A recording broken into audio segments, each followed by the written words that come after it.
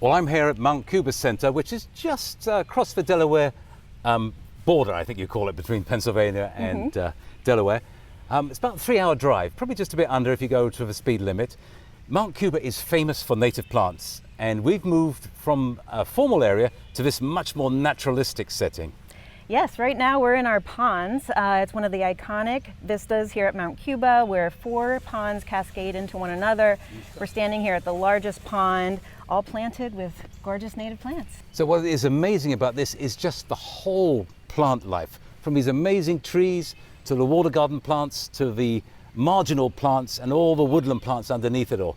It's really inviting. There's a kind of a curving footpath that's going to take us up, probably to one of the other ponds, yeah? Lots of winding paths to explore. Excellent, let's go and do it. Come along with us. We're starting at the water's edge. That blue iris, it's gorgeous, isn't it? It's putting on a beautiful show right now. This is Iris Versicolor Purple Flame. It's a Mount Cuba introduction. We introduced it to the market about 4 years ago, and it's just been doing great. I thought it was just growing special because in your soil, but it's actually an introduction. Excellent. And look at the ferns doing really, really well. So this little chap caught my eye and I looked it up. Apparently the first colonists in the US, Jamestown, found this really interesting. And I think it's what they call a rain lily. And it's coming up just on its stalk. I don't see any leaves yet.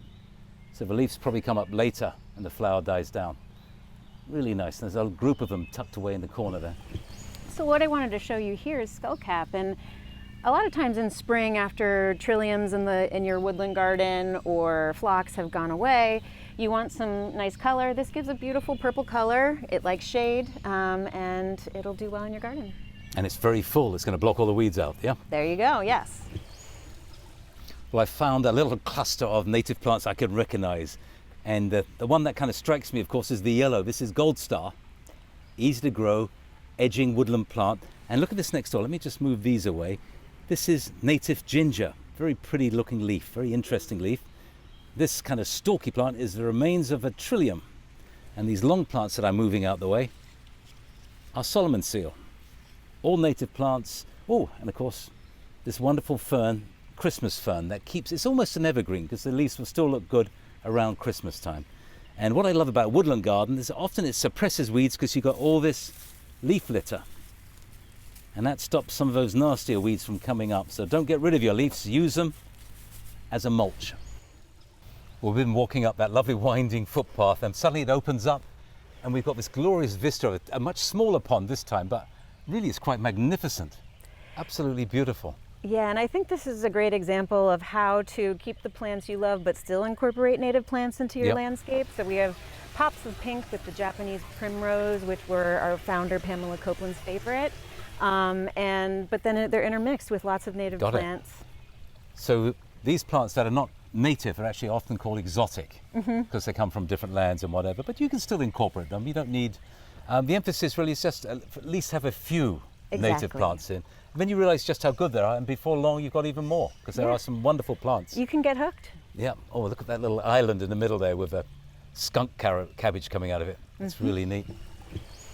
One of the design concepts of Mount Cuba's garden is to use pops of color to draw you in. And here we have a little cluster of yellow lady slippers. So as you're walking in past the maidenhair ferns, it's a nice pop of color and it just draws you in. Well, this is a gorgeous fern. Tell us a bit about it.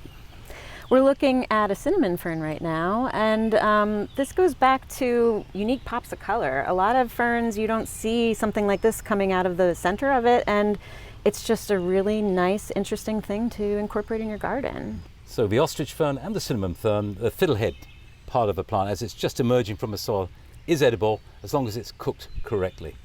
So a very useful, edible plant for your yard. Well, here's a lovely little combination. The fern here, and coming out of a fern is this native valerian, just a really delicate, spacey plant. A really nice. Look how it fills in the border. No room for weeds. Well, we've just scratched the surface of Mount Cuba Center. So it's such a wonderful, relaxing place. So if you want to visit, Caroline's going to tell you how to do it. mtcubacenter.org is where you can go to find out about our lively events and our classes, including our ecological gardening certificates. There is so much you can learn here. And that's not it, it's just good for your soul, isn't it? It's good for the whole body. It's a wonderful place. Rejuvenating.